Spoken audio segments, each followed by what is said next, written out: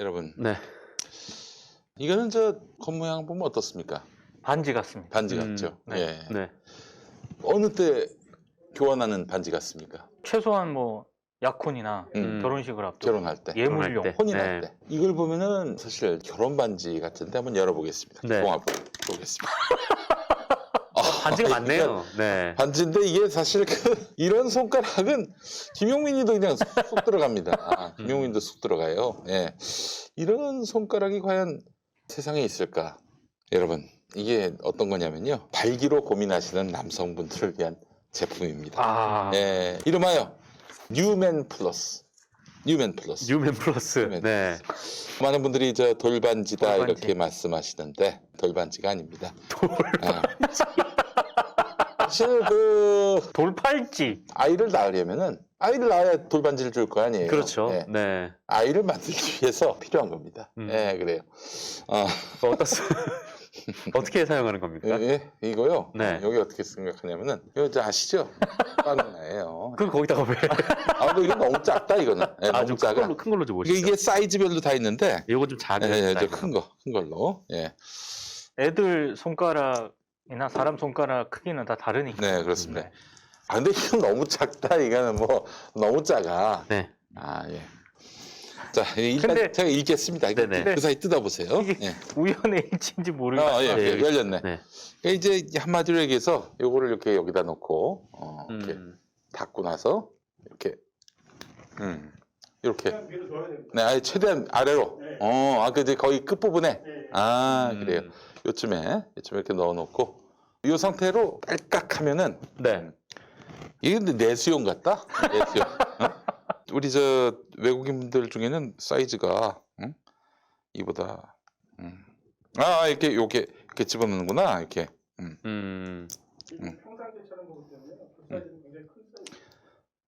사이즈 예 알겠습니다. 예. 네. 그래서 하여튼 이거 집어넣어가지고 이런 거예요. 원리가 이런 건데 이렇게 하면 뭐가 좋아집니까? 이제 소개해드리겠습니다. 네. 예, 이거는 코코메디가 아닙니다, 여러분. 이걸 들어있는군요. 자, 여러분 이 포장이 결혼 예물 반지처럼 되어 있는데 네. 그렇습니다. 일종의 그 반지입니다. 네. 반지인데 사실 반지가 손가락에만 들어가라는 거는 고정관념입니다. 예, 딴 데도 넣을 수 있는 게 반지 아니겠습니까? 좀 발가락에도 할 수도 있고. 그렇습니다. 그래서 이거를 차면은 반지의 제왕이 됩니다, 여러분. 절대 반지입니까 이게? 예. 절대 반지예요. 네. 여러분, 뉴맨 플러스입니다. 이름이 뉴맨 플러스. 뉴맨 플러스. 예. 네. 자, 특허받은 성기능 강화용 반지 링입니다. 제품에 내장된 700가우스의 자기장으로 성기능 강화에 도움을 드리는 제품인데 동종 제품들 중에는 유일하게 특허를 받은 믿을 수 있는 제품. 장기적으로 착용할 경우 발기 강직도 강화된다고 합니다. 발기 강직도 강화되고 그리고 사실은 사정 지연에도 효과가 네. 있다고 합니다. 예. 목사님 괜찮으셨어요? 아직 전도사예요. 아직 전도사. 전도사예요. 네네. 예. 고시 봐야 되는데 괜찮겠습니까? 예? 고시 봐야 되는데 괜찮겠어요? 아니 목사님은 이게 불필요합니까? 이게 불필요한가요? 그런 얘기는 또 처음 듣는데. 네. 자, 이 발기 강직과 사정 지연의 효과가 있습니다. 이와 유사한 제품들이 많다고 하는데 뉴맨 플러스는 달라요.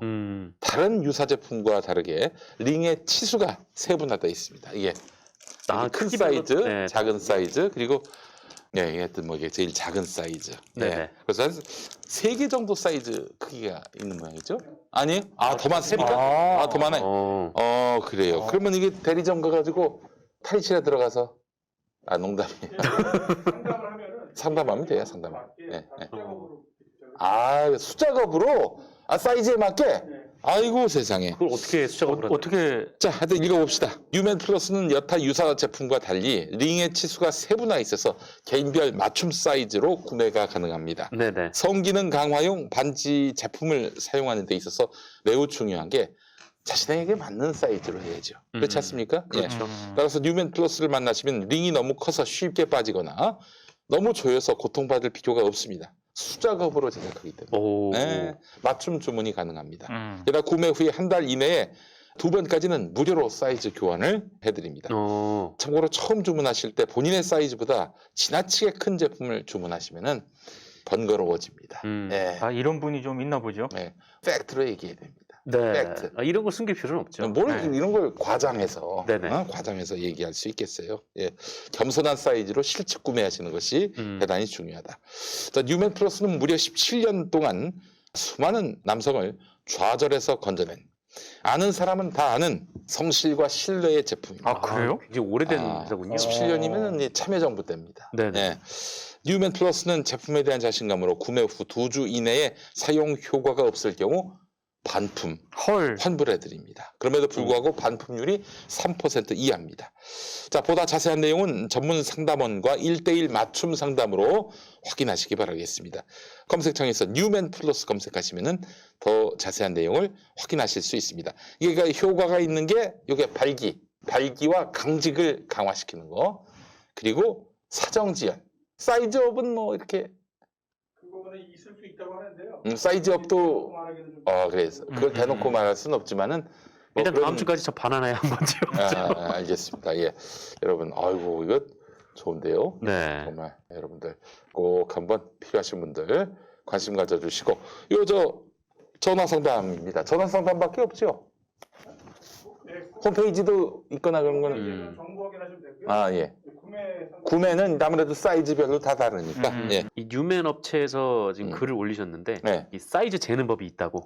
네. 재는 법이 있어요. 네. 오. 홈페이지에 들어가면 있는 것 같습니다. 알겠습니다. 네. 여러분. 댓글을 올리셨어요? 네, 이 사이즈업이 됐다라고 이제 얘기하셨는데. 김시윤님, 얘 사정지연이지 삼연지연이 아닙니다. 네. 삼연지연이 왜 나옵니까? 거기서. 네. 사정지연입니다. 네, 네. 사정지연. 네. 자, 그래서 여러분 이렇게 반지에 이제 드려요. 헷갈리지 마시고. 네. 그러니까 이제 반지를 교환해야 되는데 이거 가져가시면 좀 곤란합니다. 예. 뭐 그 연인분께서 예. 나와 결혼해 줄래? 예, 예. 네. 그래요? 곤란한 상황에 처할 수가 있습니다. 예. 뉴맨 플러스 여러분 많은 사랑 바라겠습니다.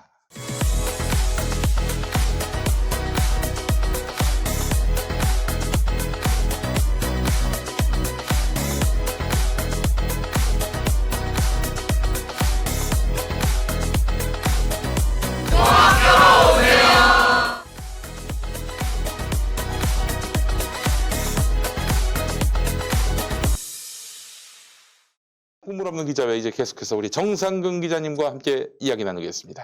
네. 저는 출소 전에 음. 개인적으로 네.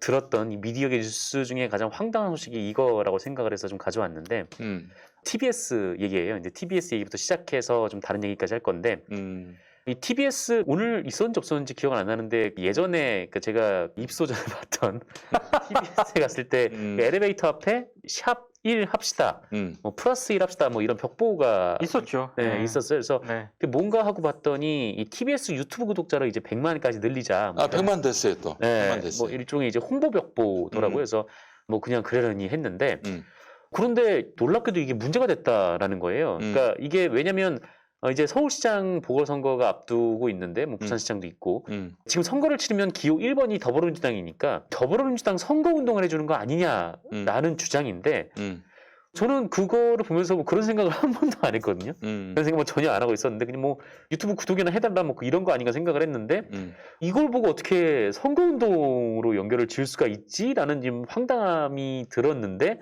근데 좀 더 큰 문제는 이 황당한 주장을 언론과 공당에서 좀 진지하게 다루고 있다라는 거예요. 그러니까 뭐 사람에 따라서 뭐 그렇게 느낄 수도 있는 사람이 있겠지라고 싶기도 한데 근데 이거를 공당에서 그리고 언론에서 이렇게 너무 이제 진지하게 다루다 보니까 이게 좀 하나의 좀 희극이 돼버린 그런 상황인 거죠. 네. 그러니까 이 중앙일보가 지난 4일에 이 TBS 캠페인 사전 선거운동 논란 뭐 이런 제목의 기사를 냈는데 그리고 나서 또 9일에는 단독 보도를 또 내서 네. 선관위가 해당 캠페인이 선거법 위반이라고 보기 어렵다.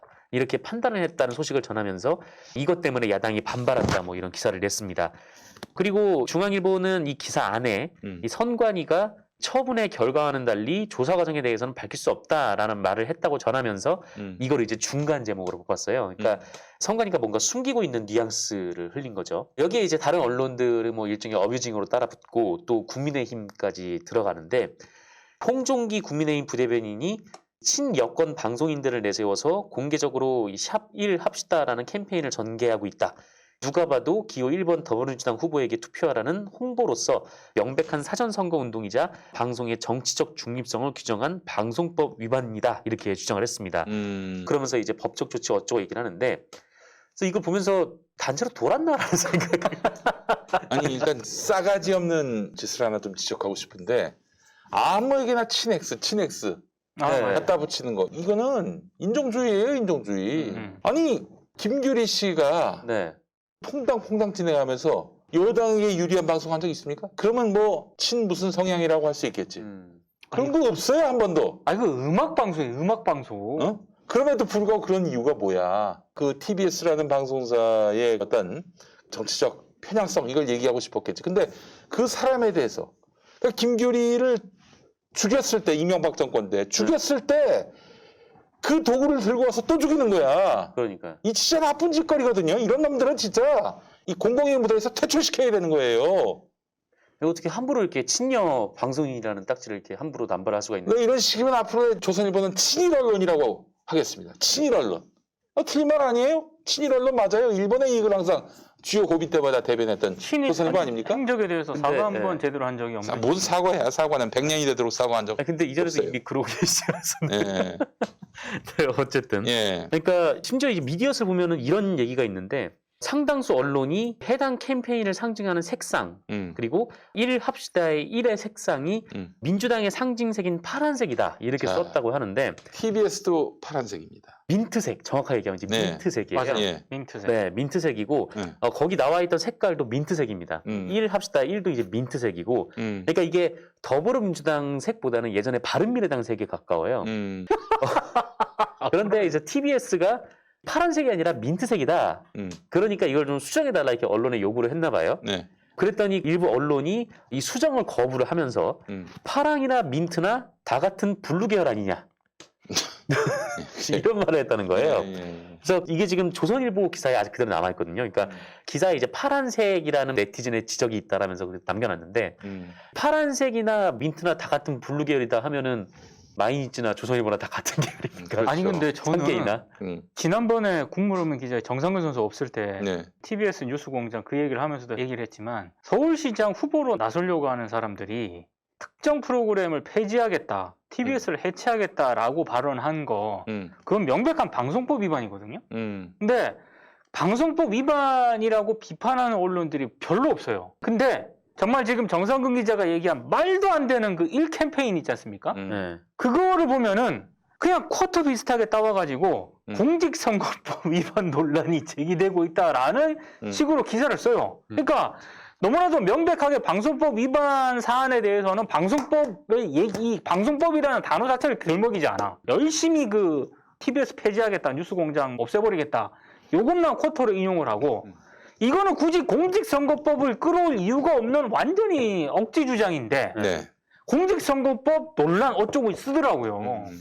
근데 더 지금 엽기적인 거는 이 파이낸셜 뉴스에서 제가 본 건데 네티즌의 발언이라고 하면서 소개를 했어요. 그러니까 아마 뭐 기자가 아니라 거기서 이제 어뷰징을 하시는 분이 쓴 것 같은데 이 TBS가 교묘하게 자기들이 이 주파수 98.1인점을 이용하면서 1번을 찍어달라는 소리다라는 아 95.1. 95.1. 98.1이라고 적었어요. 아 그래요? 98.1? 네. 98.1은 CBS. 네. 아 그래요? 이거 CBS가 강력 항의해야 되는 거 아니에요? 예. 네.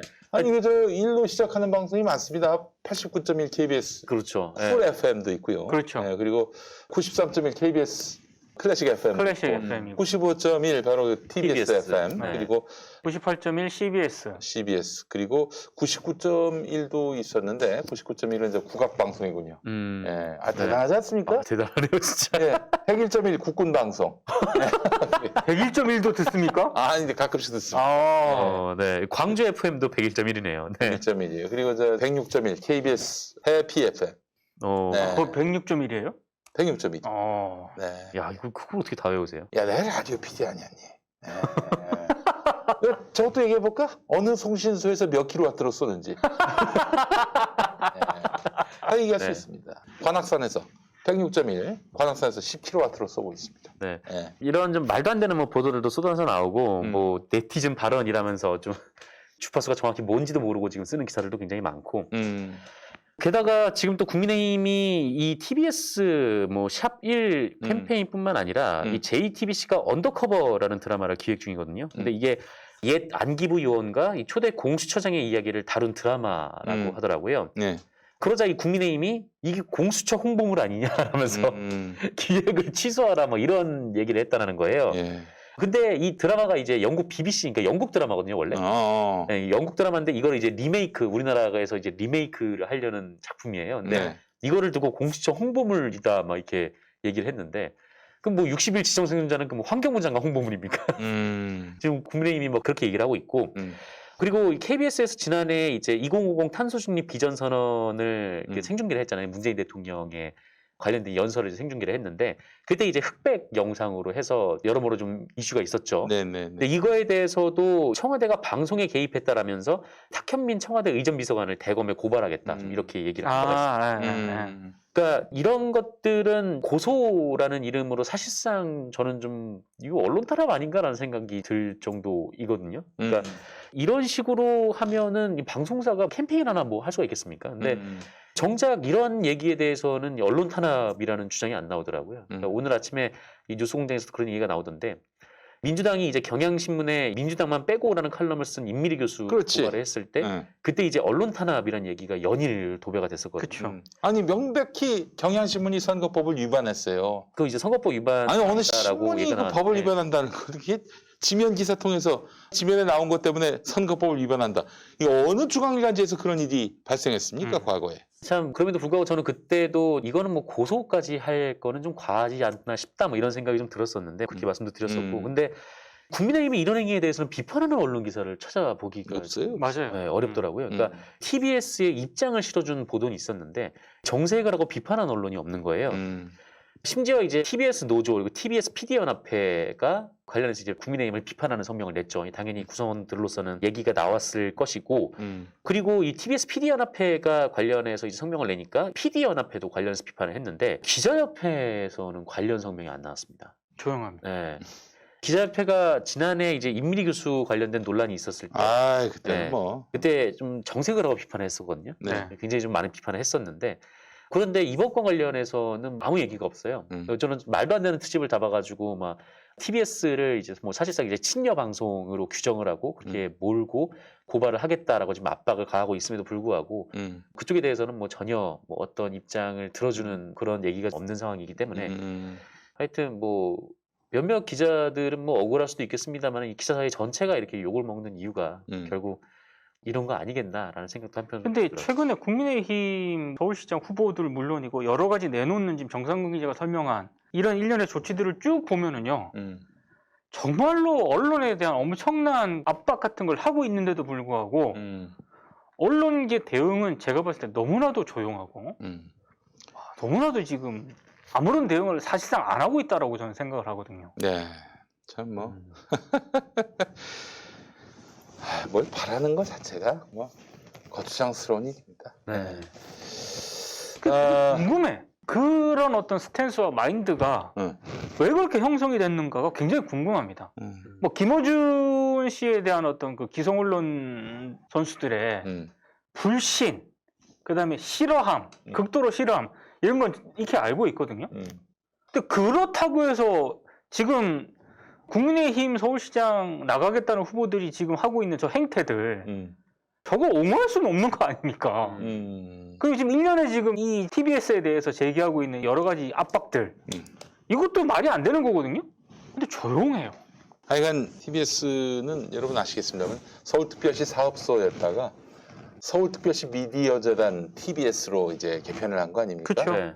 예산을 사실 서울시에서 주기 때문에 서울시의 영향력이 막대하지요. 그래서 아마 뭐 예를 들어서 김어준 퇴출을 공약한 정당의 후보가 당선이 된다면 아마 예산을 갖고 사장을 압박해가지고 네. 백기를 들게 만들려고 할 것입니다. 왜 TBS를 광고를 받을 수 있는 매체로 분리를 안 시켰는지 모르겠네. 난 그게 좀 안타까워요. 물론 김어준 날리겠다는 정당이 당선자를 낼 가능성은 대단히 미약하다고 보지만은 국민들이 또 실망할 것이고요.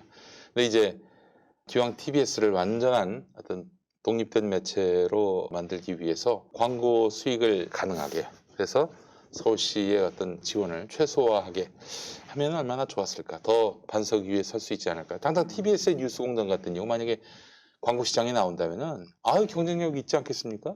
압도적 시장에서 1등인데. 그렇겠죠. 예. 참 근데 진짜 뭐 그런 일이 있을지 모르겠지만 어쨌든 김어준의 뉴스공장을 교체하겠다라고 특정 프로그램에 대해서 이 특정 진행자에 대해서 교체를 하겠다 안 하겠다라고 언론 탄압이죠. 얘기가 나오는 것도 좀 황당한 노릇이기도 하고, 실제로 그런 일이 벌어졌을 때 과연 언론에서는 이거를 언론 탄압으로 규정을 할 것인지 아닌지, 그 부분도 굉장히 생각해보세요. 어떤 정치인이 어디 나서겠다고 한 정치인들이 한두 명이 아니라 몇몇 분들이 내가 당선되면은 9시 뉴스 폐지하겠다.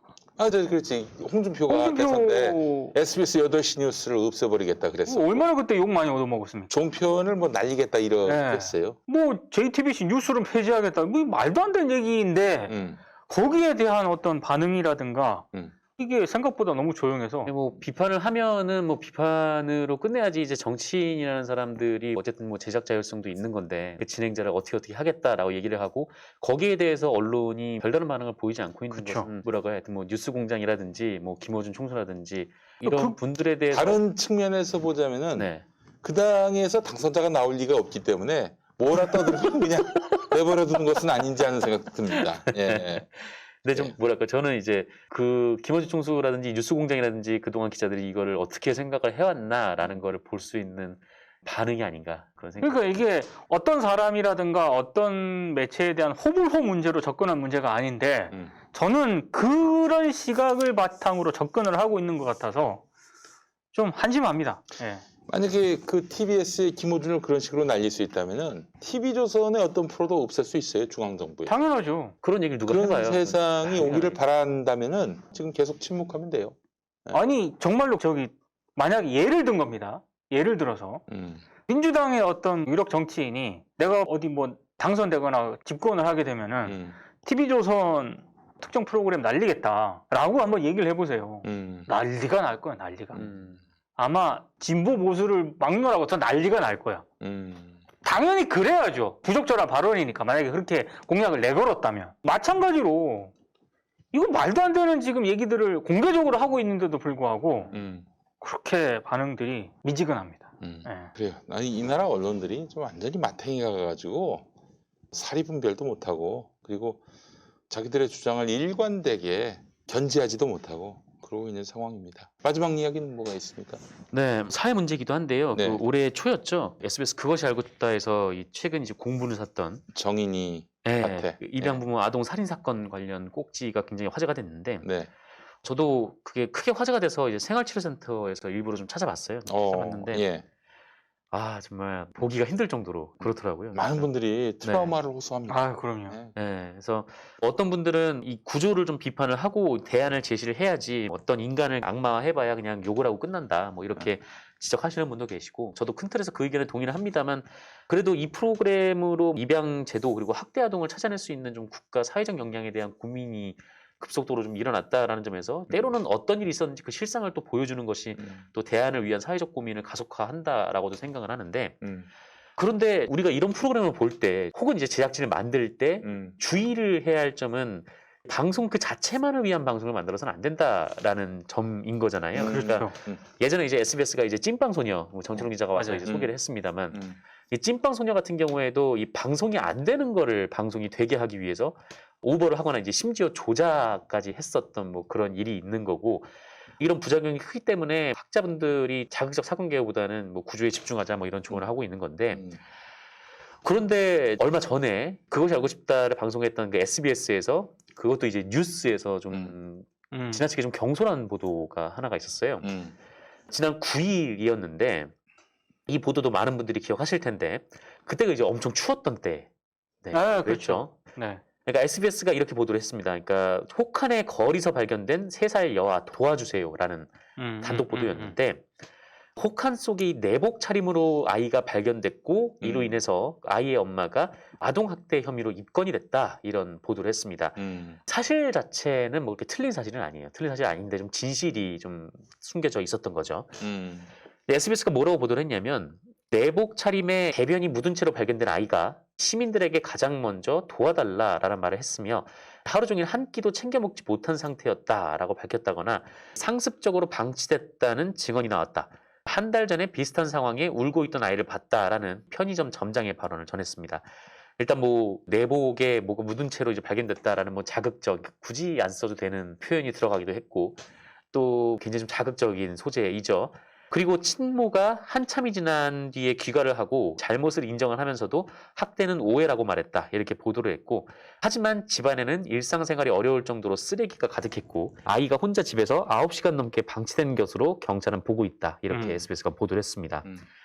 그리고 그 다음날 SBS가 추가 보도를 했는데 아이가 3살이 아닌 5살이라고 정정을 했고요. 아이 엄마가 아이를 혼자 키우고 있다 이렇게 전했고요. 그리고 경찰과 아동보호 전문기관이 아이를 일단 친척집에 분리 조치한 상황이고 이웃 주민의 증언을 토대로 이 상습 방임 여부를 조사하고 있다 뭐 이렇게 보도를 했어요. 그런데 알고 보니까 이 사건에 이면이 있었던 거죠. 네. 11일에 JTBC 보도를 통해 드러난 건데 이 보도를 보면 아이가 발견된 지난 8일 그러니까 아이가 아침 10시 30분에 출근한 엄마하고 오후 5시까지 그러니까 11시, 12시, 1시, 2시, 3시, 4시, 5시 한 6시간 반 정도 6시간 반 동안 34번 연락을 취했습니다. 그러니까 아이 엄마가 아이를 내팽개친 상황은 아니다. 그건 아니네. 네, 라는 거예요. 다만 아이가 오후 5시 6분부터 한 10차례 전화를 시도했는데 엄마가 뭐 일 때문에 그랬는지 통화가 잘 되지 않았고 아이가 이 40분 뒤에 길에서 시민들한테 발견이 됐다라는 거예요. 그리고 그 아이를 발견해서 최초에 신고한 부부가 있었는데 이 부부를 JTBC가 인터뷰를 해보니까 아이의 팔에 미아 방지 팔찌가 있었다. 그래서 그거를 보고 어머니에게 연락을 했다라는 거예요. 그리고 아이가 엄마를 만났을 때 또 굉장히 반가워했다라고 했고 그래서 아이가 길을 잃었나 보다 이렇게 생각을 했다라는 거죠. 그러니까 이 얘기를 보면 SBS 보도와는 좀 뉘앙스가 좀 많이 다른.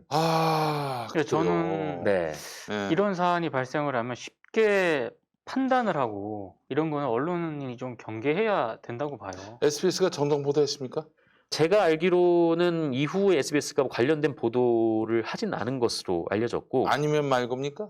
아니면 말고 근데 참가 이게 왜 아이를 저렇게 방치했느냐라고 엄청난 비난이 제기가 됐거든요. 이 SBS 보도가 나온 이후에 그야말로 엄청난 댓글이 아이 엄마를 향해서 저는 쏟아졌어요. 조금 저런 뉴스를 볼 때마다 쉽게 판단을 안 하려고 했었고 실제로 그런 생각이 좀 들긴 들더라고요. 그러니까 보도되지 않은 어떤 그런 상황이 분명히 있을 것 같고 또 쉽게 판단할 수 없는 그런 부분들이 있을 것이다. 근데 실제로 바로 며칠 뒤에 JTBC가 그런 부분들에 대해서 SBS 8시 뉴스에서 충분히 짚어지지 못한 다르게 판단할 수 있는 그런 여지들을 취재를 해가지고 보도를 하더라고요. 저는 굉장히 그걸 딱 보면서 SBS 저 보도가 굉장히 좀 위험하다 그런 생각을 하게 됐죠. 이 랄랄루시님께서 궁금한 이야기 Y에서 그러니까 SBS 프로그램에서 그 얘기가 나왔다라고 했는데 그래요? 네, 그건 어쨌든 뭐 바로 잡았대요?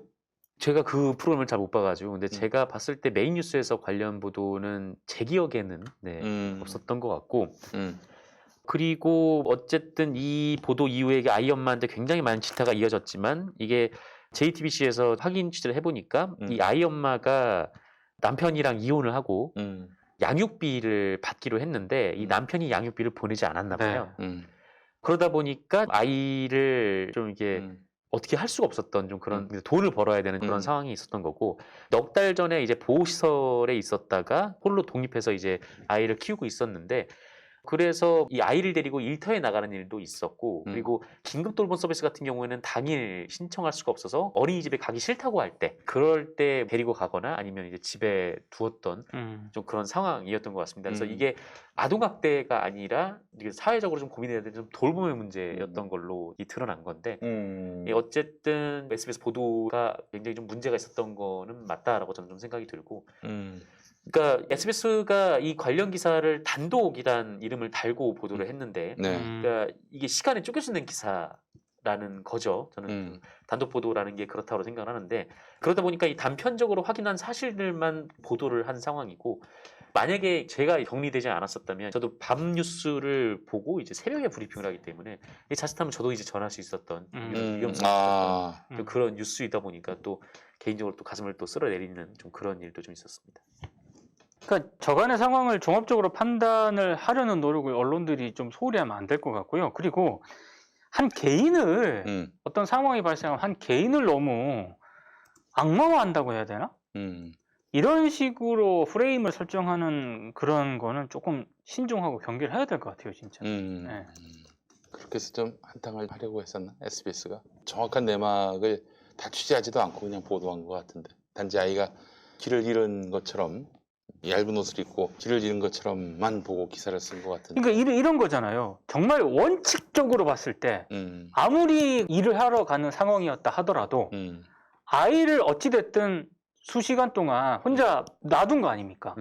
그 자체를 비판할 수는 있어요. 근데 그렇게 비판하는 게 온당한 거예요? 그렇게 단죄할 수 있는 문제는 아니라고 저는 보거든요. 쉽게 쓸 수 있는 기사가 아니었던 건데, 네. 아마 이 뉴스의 전개를 보니까 그 아이 엄마가 관련해서 경찰 조사를 받은 것도 사실이고, 네. 그러다 보니까 이제 경찰에서 확인한 내용만 가지고 거기에 이제 추가 취재를 덧붙여서 이제 기사를 냈는데, 이걸 단독으로 내보내다 보니까 추가로 더 있었던 이면에 대해서는 보지 못했던 그런 상황이었던 거죠. 근데 문제는 뭐 이 부분을 빠뜨렸어라고 생각하고 그냥 넘어갈 수 있는 문제가 아닌 게, 그렇죠. 이 보도 때문에 그 아이 엄마한테 굉장히 많은 비판이 쏟아졌었거든요. 예.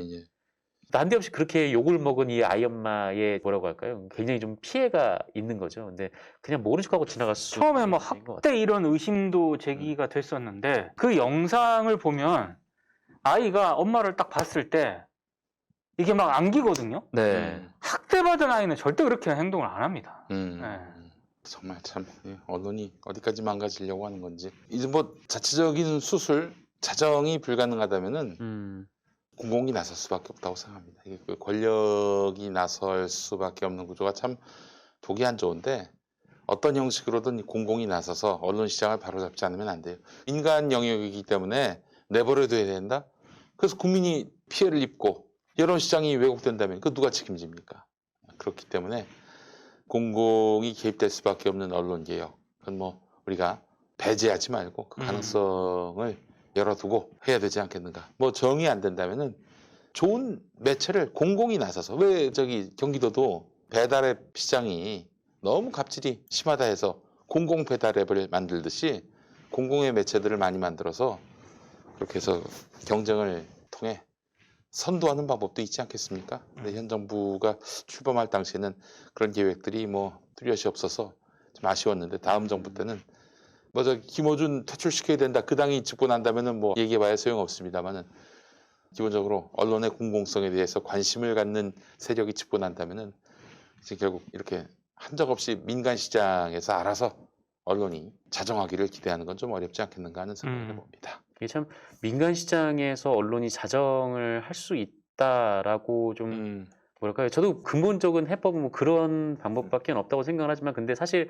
일단 방송 같은 경우만 하더라도 사실상 뭐 국가가 정해놓은 틀 안에 이른바 민간 방송들이 들어와서 지금까지 이렇게 영향을 미치어 왔고 또 성장을 해왔던 거 아니겠습니까? 네. 근데 뭐 어쨌든 기존에는 이제 방송 같은 경우에는 이제 국가가 사업권을 주고 하는 뭐 이런 허가제였던 부분이 좀 컸던 거고, 뭐 그리고 과거 뭐 신문 같은 경우에도 사실 뭐 전두환이 뭐 141 통폐합을 하면서 특정 언론의 사이즈가 좀 지나치게 비대화했던 경향도 있는 거고, 어쨌든 계속해서 뭐 권력과 이제 좀 유착 관계에서 계속 그 신문들이 생존을 해왔기 때문에 뭐 단순히 이제 민간의 영역이다 뭐 이렇게 얘기하기에는 좀 뭐라고 할까, 국가가 좀 무책임하다고 해야 될까요? 그런 그렇죠. 식의 얘기는. 네. 근데 저는 자율적인 언론 개혁은 가능성 제로라고 생각을 합니다.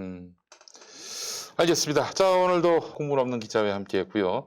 다음 주에는 좀 더 나은 세상이 우리한테 일렸으면 좋겠다는 생각도 드는데, 예. 과연? 과연?